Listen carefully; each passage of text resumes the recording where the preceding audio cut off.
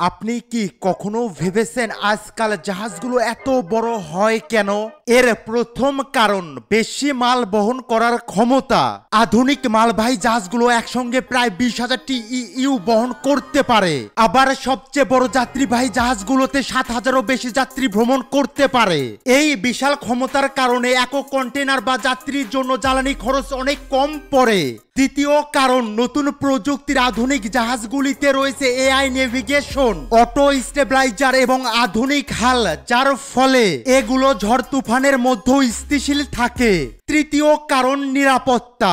যখন সমুদ্রের ঢেউর উচ্চতা 10 থেকে 12 মিটার হয় তখন ছোট জাহাজগুলো দুলে উঠে, কিন্তু বড় জাহাজগুলো সেই ঢেউ ভেঙে এগিয়ে যায়। তাছাড়া বড় জাহাজে থাকে ইমার্জেন্সি সিস্টেম, যেমন ফায়ার প্রুফ কেবিন এবং স্যাটেলাইট ভিত্তিক রেস্কিউ কোঅর্ডিনেশন, যা অনেক ছোট জাহাজে থাকে না।